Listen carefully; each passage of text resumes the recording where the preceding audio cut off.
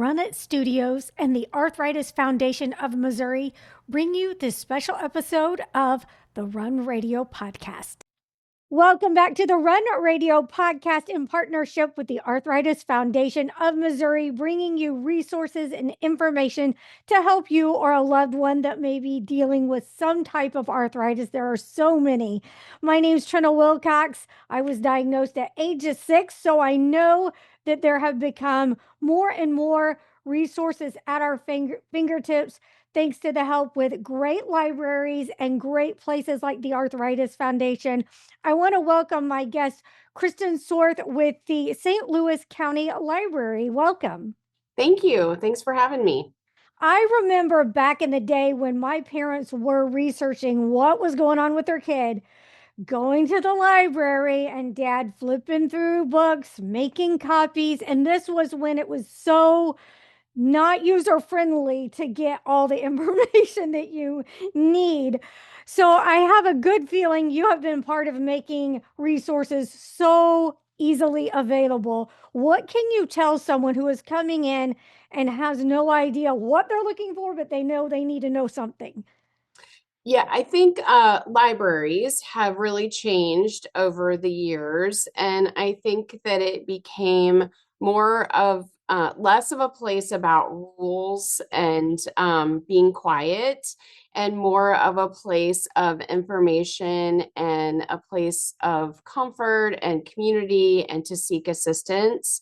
So every library district has amazing people that are working in branches who are there to help people do exactly what you just asked. And so we have so many people there that are trained in how to find information. We're also making access to our catalog, where books are, and then our collection in general, like the physical collection, is just more accessible and it makes more sense to people in the way it's laid out. And then we have databases and all kinds of other things. And then the main key, I think, is that we all started partnering with so many great organizations to bring programs both in person and then post pandemic virtual that cover topics like arthritis and other things. What is one of the many needs that you see when people come through your doors? If it's not just someone perusing for their next summer read, what are some of the things you have people coming up to you asking for? Yeah, I think we have people ask, I mean, you name it, people ask for it, but they always ask about job. We have a lot of people that ask about how do I apply for a job or what my resume should look like. We also have people that come in and ask for assistance if they're starting a small business. They may ask for resources regarding that. And then we have tons of people that come to the library who want to find out about health related topics. We have lots of programs that cover a wide range of topics related to health. And I do think it's a safe place for people to come in. At our library district, we have social workers. Mhm. So we have 6 social workers available in our branches, and they are available to connect people with resources and other nonprofits that can help them, and just to be there to talk to them as well. That's really great. It's nice to know that, you can use the internet to exhaustion, but sometimes it's nice to have that guidance and direction from someone that knows more about it than you do. Right. And there's a lot of misinformation That out too. there, lots Yes. of misinformation. And the library is really a trusted source and filled with people who know what those trusted sources are. So, how did the Arthritis Foundation and you begin to partner and begin to provide those resources to the community?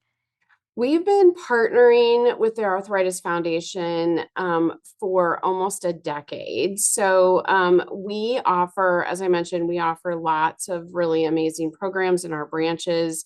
They're really well attended. We have an incredible author event series as well. And we started with a couple of series that we presented back to back to back years called Live Yes or Living Your Yes with RA.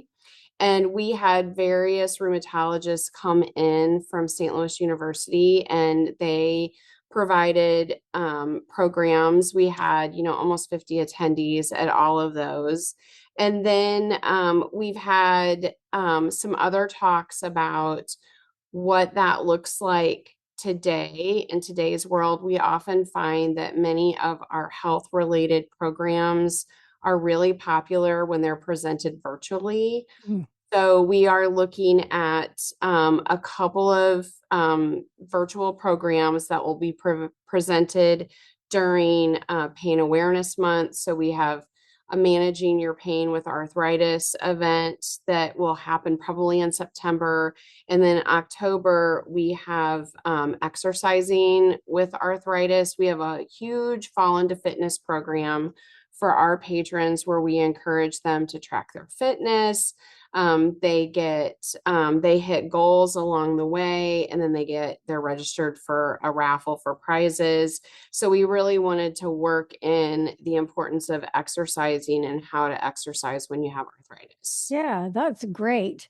Well, if another library were interested in doing what you're doing, how would they go about? Do they need to talk to you about kind of using your template, or is it something that they have to just build from the ground up alone?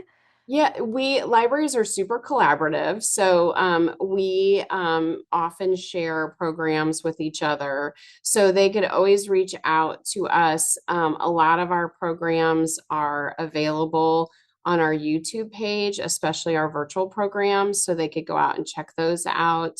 But there's lots of great partnerships like the Arthritis Foundation. Where you've got experts. I think as librarians, we want to have the answers to everything, but we don't. Right. And so that's why we have so many great partnerships with other nonprofits that do have the answer. So I think they could always reach out to us, but they could certainly reach out to nonprofits and arthritis foundations who are really interested in partnering and getting the word out. Do you have any events coming up in the next couple of months to share about? We do have the two that I mentioned, the one in September, which is managing pain, and then the one in October, which is exercising. But then we have a couple of other interesting related events. So we have a ton of wellness classes. We have like gentle ballet, chair yoga, Tai Chi that are presented both virtually and then in person.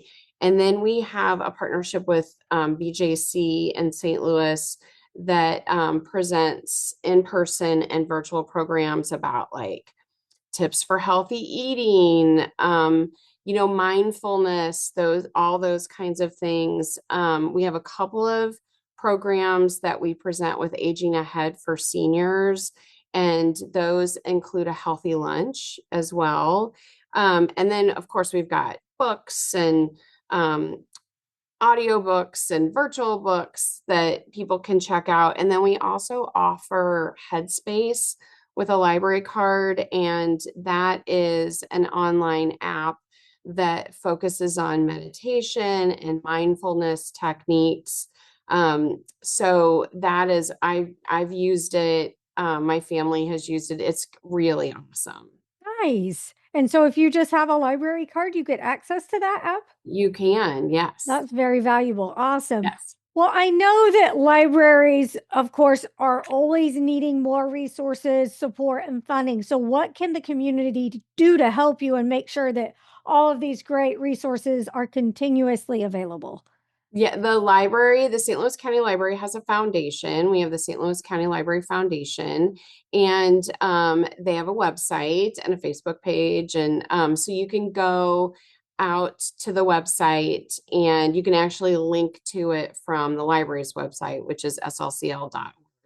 And there's a donate button. You can learn all about the foundation. So It's always lovely to have people sponsor some of our programs and donate to us. We have a fundraiser that's coming up in the fall. It's called Pop from the Page, and it's an outdoor movie night with food trucks this year. We're going for a more casual fundraising event, and the tickets are available to the public, so you can buy those tickets as well online.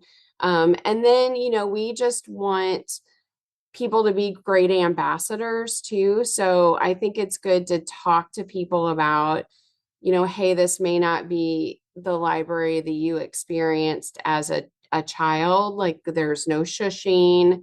Most libraries have comfortable seating and are really dynamic and fun, have great programs for kids and teens and adults.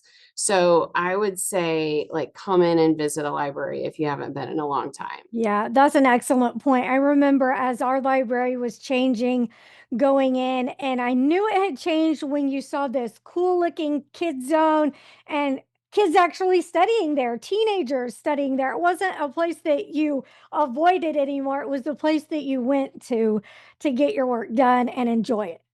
Yeah, that's really fun. We have so we just opened a brand new branch, and I have been told that it is the place to be seen for teenagers.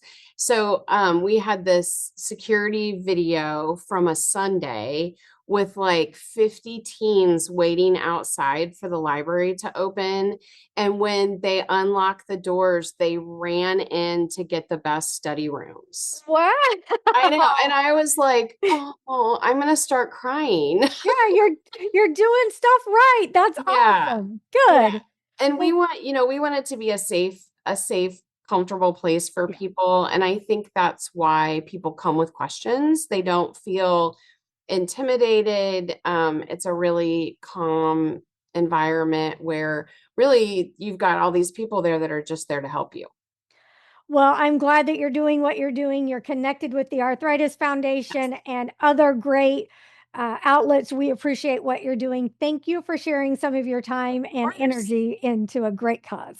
Of course. Thanks for having me. Uh-huh. You can find out more when you link over to watch and listen on any platform from runitstudios.com. Thank you.